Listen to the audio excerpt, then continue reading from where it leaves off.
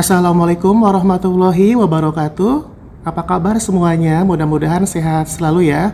Baiklah, pada kesempatan hari ini kita akan lanjutkan mata kuliah Matematika Ekonomi untuk pertemuan yang keempat. Materinya yaitu mengenai penerapan fungsi linier bagian 1. Kalau pekan lalu kita sudah bahas teori dan formulasi daripada fungsi linier. Nah, untuk hari ini kita akan ke penerapannya dalam bidang ekonomi. Yang pertama, kita akan sedikit mengulas mengenai fungsi permintaan, fungsi penawaran, dan keseimbangan pasar. Pastinya ini sudah sangat familiar di telinga Anda semua ya. Nah, untuk fungsi permintaan ini menunjukkan hubungan antara jumlah produk yang diminta oleh konsumen dengan harga produk. Di dalam teori ekonomi yang harus kita pahami bersama adalah yang pertama, jika harga naik maka jumlah barang yang diminta turun. Sementara jika harga turun maka jumlah barang yang diminta naik. Nah, ini dalam kehidupan sehari-hari pastinya banyak sekali kita temukan ya. Misalnya ketika ada produk A mengalami kenaikan harga, maka otomatis jumlah barang yang diminta oleh konsumen akan turun. Tetapi jika ada satu produk, misalnya produk B, dia mengalami penurunan harga, maka otomatis jumlah permintaan dari konsumen akan naik. Sehingga grafik fungsi permintaannya akan miring ke kiri. Dengan kata lain, slope-nya negatif. Mengenai slope atau kemiringan kita sudah bahas di pertemuan sebelumnya. Nah, ini adalah tingkat kemiringannya, bisa digambarkan dalam bentuk garis lurus yang kita gambarkan pada diagram Cartesius ya. Sebagai sumbu X di sini adalah Q, sebagai sumbu Y-nya adalah P. Ini adalah hubungan antara P dan Q. P di sini adalah price, harga, Q-nya adalah quantity ya. Hubungan antara permintaan barang dengan harga barang. Ya. Nah, kemudian notasi fungsi permintaan itu sendiri kita bisa tuliskan dengan Qx sama dengan Fpx atau Qx sama dengan A min Bpx ya. Ini untuk fungsi permintaan akan barang X. Atau bisa juga dengan Px sama dengan A per B min 1 per B Qx, di mana Qx adalah jumlah produk X yang diminta, sementara Px adalah harga produk X-nya. A dan B adalah sebagai parameternya. Nah, contohnya adalah jika ada fungsi permintaan P sama dengan 15 min Q, maka kita bisa gambar grafiknya seperti ini ya. Ini adalah hubungan antara harga barang dengan permintaan barang. Misalnya kalau Q-nya 0, berarti 15 dikurang 0. 15 dikurang 0 berarti 15, maka P-nya 15. Ya, titiknya berarti 0,15. Kalau Q-nya 15, berarti 15 dikurang 15 sama dengan 0, maka P-nya 0. Jadi 15,0 ya. Nah, sekarang kita ke fungsi penawaran. Fungsi penawaran menunjukkan hubungan antara jumlah produk yang ditawarkan oleh produsen untuk dijual dengan harga produk. Di dalam teori ekonomi yang harus kalian pahami yaitu yang pertama, jika harga naik maka jumlah barang yang ditawarkan bertambah. Sementara jika harga turun maka jumlah barang yang ditawarkan akan turun ya. Dalam kehidupan sehari-hari jika misalnya ada produk A mengalami kenaikan harga, maka produsen akan menawarkan lebih tinggi lagi ya. Sementara jika ada suatu produk, misalnya produk B di mana harganya turun, maka otomatis jumlah barang yang ditawarkan oleh produsen pun akan turun. Nah, ini ada grafik fungsi permintaan ya. Grafik fungsi permintaannya dia miring ke kanan, slope-nya positif ya. Jadi berkebalikan dengan fungsi permintaan tadi ya. Seperti ini. Nah, kemudian untuk notasi fungsi penawaran akan barang X misalnya, Qx sama dengan Fpx, Qx sama dengan min A plus Bpx, di mana Qx jumlah produk X yang ditawarkan, Px-nya adalah harga produk X, di mana A dan B adalah sebagai parameter. Contoh fungsi penawaran misalnya P sama dengan 3 plus 0,5 Q, kita gambarkan seperti ini dengan garis lurus dalam sebuah diagram Cartesius ya. Sumbu X-nya kita ganti dengan Q, sumbu Y-nya kita ganti dengan P. Misal jika Q-nya 6, berarti 0,5 kali 6, 3 tambah 3, 0, maka P-nya 0. Sehingga koordinatnya min 6,0 ya. Nah, baik, sekarang kita ke keseimbangan pasar. Keseimbangan pasar ini didefinisikan, pasar suatu barang dikatakan dalam keseimbangan atau equilibrium apabila yang bagian A jumlah barang yang diminta sama dengan jumlah barang yang ditawarkan, sehingga terdapat persamaan QD sama dengan QS. Artinya Q di sini adalah quantity, D-nya adalah demand ya, sama dengan quantity supply. Kemudian yang bagian B, harga barang yang ditawarkan sama dengan harga barang yang diminta. PD sama dengan PS. Price demand sama dengan price supply. Nah, grafik untuk tingkat equilibrium atau keseimbangan pasar digambarkan seperti ini, di mana titik equilibriumnya adalah bisa dilambangkan dengan huruf E ada pada titik potong antara garis pada fungsi penawaran dengan garis pada fungsi permintaan. Ini adalah grafiknya. Nah, berikutnya kita ke contoh kasusnya ya.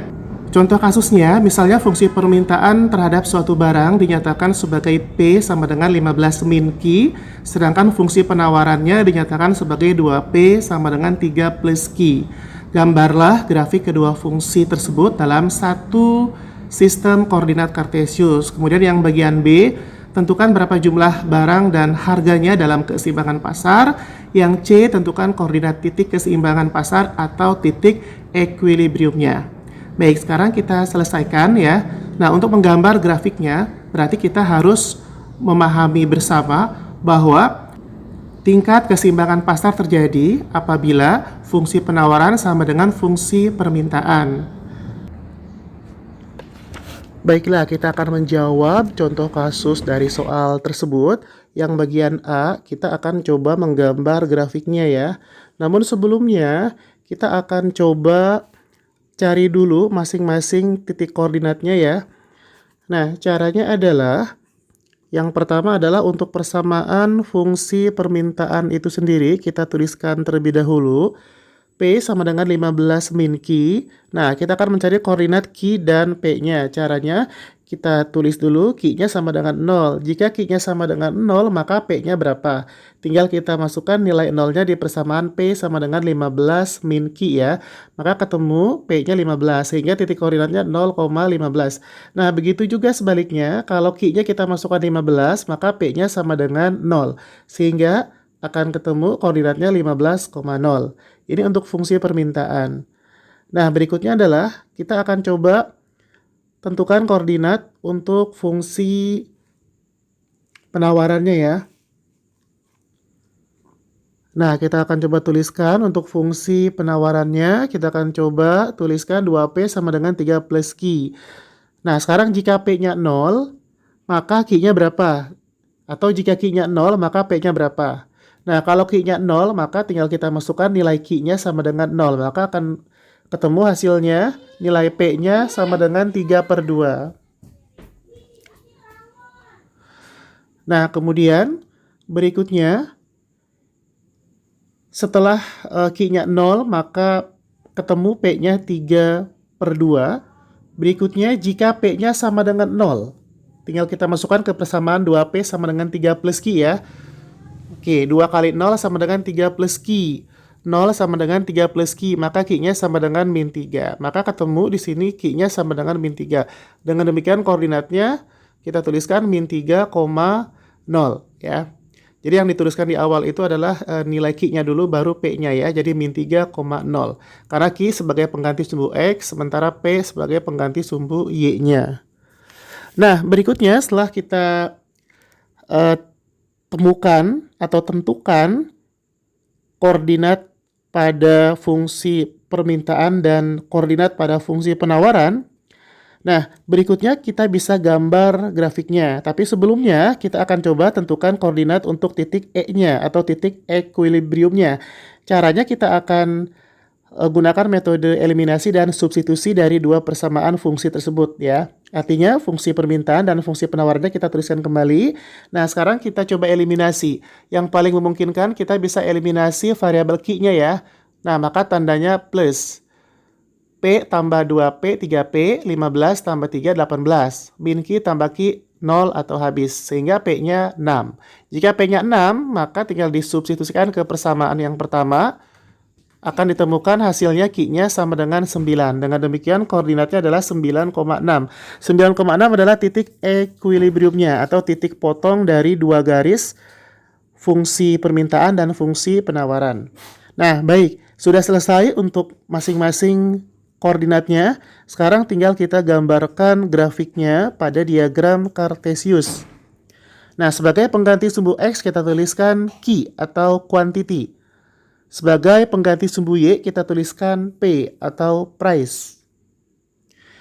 Garis yang pertama adalah garis pada fungsi permintaan, yaitu P sama dengan 15 min Q. Nah, pada fungsi permintaan P sama dengan 15 min Q, koordinatnya tadi 15,0 dengan 0,15 ya. Nah, kita gambarkan 0,15, artinya nilai Q-nya 0, nilai P-nya 15. Berarti ke atas ya, kita tulis tanda titik berwarna merah. Kemudian 15,0 berarti Q-nya 15, P-nya 0, berarti ke kanan. Oke, sekarang kita hubungkan kedua titik merah tersebut akan membentuk sebuah garis lurus. Nah, ini adalah garis untuk fungsi permintaan P sama dengan 15 min Q. Sekarang kita gambarkan lagi fungsi penawaran 2P sama dengan 3 plus Q-nya ya. 2P sama dengan 3 plus Q. Di situ koordinatnya adalah 0,3/2 dan min 3,0. 0,3/2 artinya Q-nya 0, P-nya 3/2 berarti ke atas ya. Kita ambil titik yang vertikal ke atas 0,3/2. Kemudian setelah itu kita ambil lagi titik min 3,0 artinya nilai Q-nya min 3. Kemudian nilai P-nya 0. Berarti ke samping kiri ya karena negatif. Nah, baru setelah kita gambarkan kedua titik tersebut, kita hubungkan menjadi sebuah garis. Nah, kalau kita hubungkan, di sini akan membentuk sebuah garis berwarna hijau. Kita langsung ambil garis lagi ke sebelah kanan atas ya. Nah, ini ada titik potong antara garis merah dengan garis hijau. Titik potongnya adalah titik E atau titik equilibrium atau titik keseimbangannya. Tadi sudah kita cari titik E-nya menggunakan metode eliminasi dan substitusi dari dua persamaan fungsi tersebut ya. Ditemukan koordinatnya 9,6. Nah, maka titik potongnya adalah 9,6. 9 adalah untuk Q-nya atau kuantitinya. Kemudian 6 adalah untuk P-nya atau price-nya.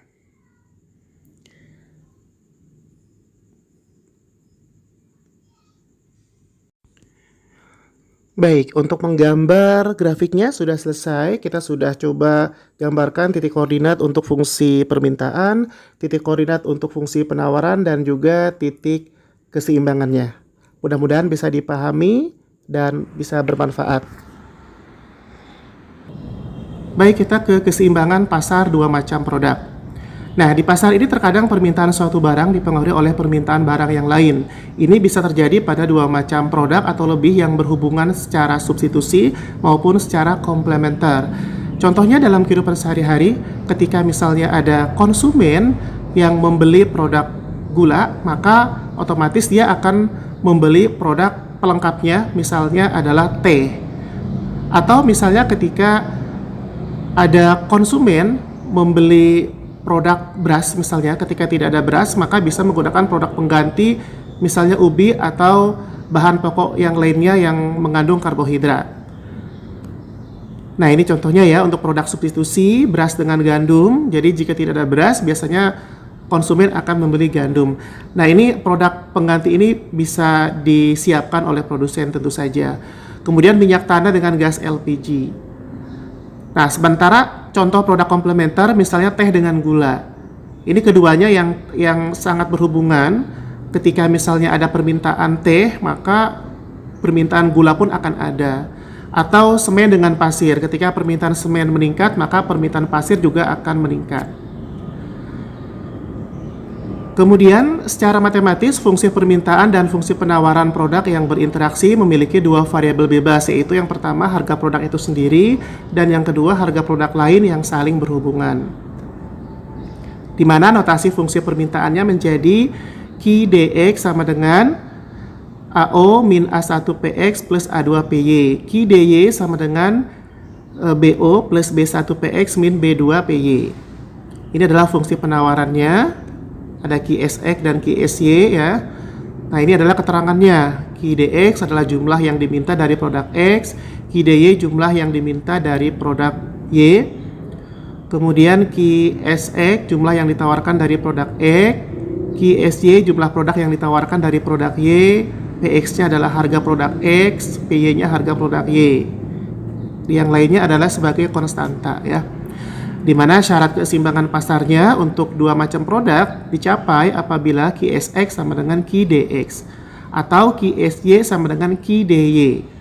Ki Sx ini artinya jumlah penawaran produk X sama dengan Ki dx jumlah permintaan produk X, atau bisa juga Ki Sy sama dengan Ki dy ya. Ki Sy jumlah penawaran produk Y sama dengan jumlah permintaan produk Y.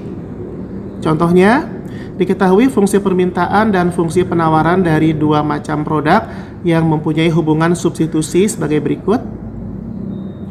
Nah, misalnya diketahui Ki dx-nya 5 min 2px plus py, Ki dy-nya 6 plus px min py, kemudian Ki Sx-nya min 5 plus 4px min py, Ki Sy-nya sama dengan min 4 min Px plus 3PY. Carilah harga dan jumlah keseimbangan pasar. Nah, penyelesaiannya syarat keseimbangan pasar ini kan Ki Sx sama dengan Ki dx ya. Nah, maka kedua fungsi tersebut kita tuliskan kembali. Ki Sx-nya kita tuliskan di sebelah kiri atau di ruas kiri. Min 5 plus 4 Px ya. Kemudian min Py sama dengan Ki dx-nya tulis di ruas kanan, 5 min 2px plus py. Kemudian kita sederhanakan atau kita kelompokkan menjadi 6px min 2py sama dengan 10. Kita anggap ini sebagai persamaan 1. Nah, untuk persamaan 2-nya kita peroleh dari keseimbangan pasar untuk persamaan Ki Sy sama dengan Ki dy ya. Nah, ini ya, Ki Sy sama dengan Ki dy. Kita tuliskan kembali persamaan dari Ki Sy-nya di ruas kiri, kemudian persamaan Ki dy-nya di ruas kanan. Sehingga kalau kita kelompokkan dan sederhanakan, maka akan menjadi persamaan 2. Min 2px plus 4py sama dengan 10. Kemudian setelah ini, di slide berikutnya, persamaan 1 dan 2, kita coba eliminasikan dan substitusikan. Misalnya kita mau mengeliminasi variabel Py-nya ya. Nah, kita akan coba eliminasi. Maka akan ditemukan Px-nya sama dengan 3. Kemudian nilai Px sama dengan 3 ini kita substitusikan atau kita masukkan ke salah satu persamaan. Misalnya ke persamaan 1 yang 6Px min 2Py sama dengan 10 ya. Nah, kemudian kita ganti Px-nya dengan 3. Sehingga 6 kali 3 18 min 2Py sama dengan 10. Di sini ketemu Py-nya sama dengan 4. Oke, Px dan Py sudah ketemu. Kita substitusikan berikutnya ke persamaan fungsi. Nah, ya, ke persamaan fungsi Qx misalnya. Nah, kita masukkan ke persamaan fungsi Qx, maka ketemu Qx-nya sama dengan 3. Kemudian Px dan P-nya kita substitusikan lagi ke persamaan Qy, maka akan diperoleh Qy-nya sama dengan 5. Jadi dengan demikian nilai Qx-nya 3, Qy-nya 5, Px-nya 3, dan Py-nya sama dengan 4 ya. Qx artinya adalah harga produk X-nya 3 satuan, harga produk Y-nya atau Qy-nya 5 satuan. Salah. Qx artinya jumlah permintaan produk X-nya 3 satuan. Qy jumlah permintaan produk Y-nya 5 satuan. Px berarti price ya, harga produk X-nya 3 satuan, dan Py harga produk Y-nya 4 satuan. Nah, kita akan berbicara mengenai pengaruh pajak. Pengaruh pajak dan subsidi pada keseimbangan pasar. Adanya pajak yang dikenakan pemerintah atas penjualan suatu barang akan menyebabkan produsen menaikkan harga jual barang tersebut sebesar tarif pajak per unit. Nah, ini adalah fungsi penawaran setelah pajak di mana fungsi penawarannya adalah PS sama dengan Fx plus T atau Qx sama dengan Fp min T. Contohnya, fungsi permintaan suatu produk ditunjukkan oleh P sama dengan 15 min Q dan fungsi penawarannya ditunjukkan oleh P sama dengan 0,5 Q plus 3. Terhadap produk ini, pemerintah mengenakan pajak sebesar misalnya Rp3 per unit. Pertanyaannya, berapa harga dan jumlah keseimbangan pasar sebelum dan sesudah pajak? Berapa besar pajak per unit yang ditanggung oleh konsumen? Kemudian berapa besar pajak per unit yang ditanggung oleh produsen? Dan yang keempat, berapa besar penerimaan pajak total oleh pemerintah? Kita akan kerjakan. Untuk keseimbangan pasar sebelum kena pajak adalah PD sama dengan PS. Nah, tadi PD-nya sudah ada di soal, PS-nya juga sudah ada, tinggal dimasukkan masing-masing ke ruas kiri dan kanan. Maka diperoleh dari situ Q-nya 8, P-nya 7. Nah, 8 dan 7 ini adalah keseimbangan pasar sebelum kena pajak ya. Jadi Q-nya, kuantitinya 8 piece ya, kemudian P atau price-nya Rp7. Nah, kemudian kita akan mencari keseimbangan pasar setelah pajak. Fungsi penawarannya akan berubah. Yang awalnya fungsi penawarannya adalah P sama dengan 0,5 Q plus 3 ya, maka kita tambahkan dengan 3 ya. Kita tambahkan dengan 3 karena pajaknya kan tadi Rp3 ya. Maka menjadi fungsinya P sama dengan 0,5 Q plus 6. Sehingga keseimbangan pasar setelah pajaknya langsung saja kita tulis PD sama dengan PST. PD-nya 15 min Q, kemudian PST-nya yang tadi kita sudah cari sama-sama ya, fungsi penawaran setelah pajaknya 0,5 Q plus 6, kita tuliskan di ruas kanan. Maka akan ketemu nilai Q-nya sama dengan 6, P-nya 9. Nah, ini adalah keseimbangan pasar setelah kena pajak. Artinya kuantitinya 6 piece ya, kemudian price-nya Rp9. Nah, sementara besar pajak per unit yang ditanggung konsumen sebesar selisih harga keseimbangan setelah pajak dengan harga keseimbangan sebelum pajak, yaitu kalau kita ambil selisihnya 9 dikurang 7 sama dengan Rp2 per unit.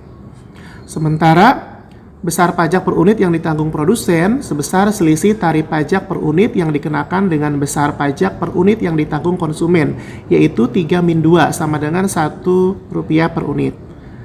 Kemudian besar penerimaan pajak total oleh pemerintah adalah perkalian tarif pajak per unit dengan jumlah keseimbangan setelah pajak ya, yaitu 3 kali 6 sama dengan 18, yaitu jumlah permintaannya atau jumlah penerimaannya. Nah, ini ada latihan soal, boleh dikerjakan di rumah jika ada waktu ya. Dan cukup sekian untuk pembahasan kita hari ini di pertemuan yang keempat. Mudah-mudahan bermanfaat dan bisa dipahami. Jika ada yang kurang paham, silakan ditanyakan. Insya Allah nanti kita lanjutkan lagi ke pembahasan berikutnya pada pertemuan yang kelima. Terima kasih sudah menyimak dan menonton videonya sampai selesai. Akhir kata, wabillahi taufiq wal hidayah. Wassalamualaikum warahmatullahi wabarakatuh.